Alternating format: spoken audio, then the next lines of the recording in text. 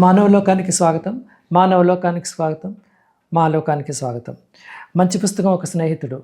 20 సంవత్సరాలు పూర్తి చేసుకున్న సందర్భంలో మంచి పుస్తకం ఏప్రిల్ 27, 2024న ఒక పెద్ద ఉత్సవాన్ని జరుపుకున్నారు.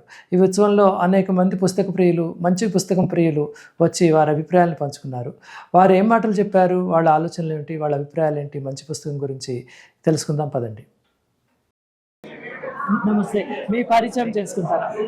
నా పేరు ప్రశాంతి. నేను ప్రస్తుతం భూమిక విమెన్స్ కలెక్టివ్లో పనిచేస్తున్నాను.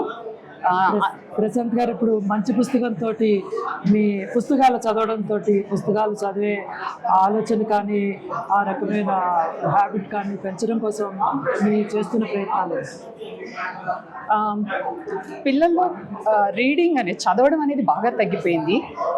ఆ టైంలో వాళ్ళకి అట్రాక్టివ్గా ఉండే బుక్స్ ఏమున్నాయి, బొమ్మల నుంచి వాళ్ళు కథలు నేర్చుకోవడం, కథల నుంచి బొమ్మలుగా మార్చడం అన్న దాని మీద ఒక ఆలోచన చేసినప్పుడు మంచి పుస్తకంలో ఉన్న పుస్తకాలు వాళ్ళు డెవలప్ చేసినవి కానివ్వండి, కొత్తగా డెవలప్ చేసినవి కావచ్చు, ఆల్రెడీ ఉన్న వాటిని రీప్రింట్ చేసినవి కావచ్చు, ట్రాన్స్లేట్ చేసినవి కావచ్చు, చాలా ఉపయోగకరంగా అనిపించినాయి.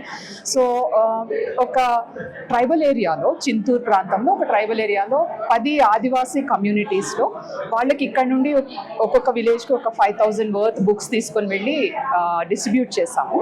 అక్కడ పిల్లలు అవి చూసి చాలా ఎక్సైట్ అయ్యారు. వాళ్ళకి పుస్తకాలు చూడడం అనేది ఒక ముచ్చటైతే, కలర్ఫుల్గా ఉన్న పిక్చర్స్తో, తక్కువ టెక్స్ట్తో ఉన్న పిక్చర్స్తో చూడడం అనేది ఇంకా చాలా సంతోషాన్ని ఇచ్చింది.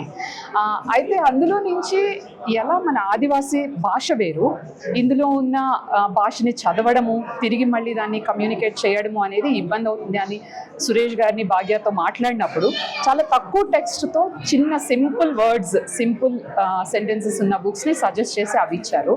సో అలా పిల్లల్లో చదవడం, క్రియేటివ్ థింకింగ్, క్రియేటివ్ కమ్యూనికేషన్ని డెవలప్ చేయడానికి మంచి పుస్తకం వాళ్ళు తయారు చేసే పుస్తకాలు చాలా హెల్ప్ అవుతున్నాయి. రీడింగ్ హ్యాబిట్ పెంచడంతో పాటు ఒక రకంగా చెప్పాలనంటే బొమ్మలు వేయడం కూడా, ఆ కథ నుంచి కొత్తగా బొమ్మలు వేయడం. ఎందుకనంటే ఒకటి చెప్పాలంటే ఈ ఆదివాసీ కమ్యూనిటీలో మనం ఏ బొమ్మలు వాడుతున్నామో అవి వాళ్ళకి పరిచయం లేవు.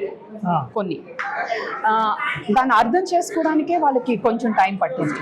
అయితే వాళ్ళు కొన్ని సజెస్ట్ చేసి, ఇక్కడ ఇది ఎందుకు వాడకూడదు అక్క, ఇక్కడ ఇది వేయొచ్చు కదా వాళ్ళే రాసుకోవచ్చు. ఎగ్జాక్ట్లీ. సో ఆ భాష ఉపయోగిస్తూ దీన్ని రీక్రియేట్ చేయడం, వాళ్ళే బొమ్మలు వేసి రీక్రియేట్ చేయడం అనేది ఒక ప్రయత్నం మొదలు పెట్టాము. దానికి నాని మంచి పుస్తకం అనుకోవచ్చు. చాలా మంచి అనుభవాన్ని పంచుకున్నారు ప్రశాంతి గారు. మన దేశంలో రకరకాల ప్రాంతాల్లో రకరకాల భాషలు ఉన్నాయి. అందరికీ ఒకే రకమైన విజువల్ ఇమాజినేషన్ లేదు. ప్రాంతాన్ని బట్టి మారుతూ ఉంటుంది, వాళ్ళ వయసుని బట్టి మారుతూ ఉంటుంది. దానికి అనుగుణంగా పుస్తకాలను రూపొందిస్తే చదువుకునే ఆలోచన, చదువుకోవాలనే ఉత్సాహం పెరుగుతుందని మీ అనుభవం తెలుస్తుంది. అందులో కొంచెం ముఖ్యమైన పాత్ర వహించింది మంచి పుస్తకం. ఈరోజు మంచి పుస్తకం చేసుకుంటున్న ఈ పండుగల్లో మనందరం భాగస్వాములు అయ్యాము. ఇలాంటి అనుభవాలు అందరికీ పంచుకోవడానికి ఒక మంచి వేదిక కూడా ఈరోజు మనందరికీ దొరుకుతుంది. ఇలాంటి ఇంకెన్నో దశాబ్దాలు మంచి పుస్తకం ముందుకెళ్ళాలి. దాని ద్వారానే వచ్చే జనరేషన్ లో రీడింగ్ హ్యాబిట్ పెరుగుతుంది, creative reading, creative writing develop అవుతుంది. చాలా మంచి ఆశాభావంతో ఈ ఇంటర్వ్యూని మనం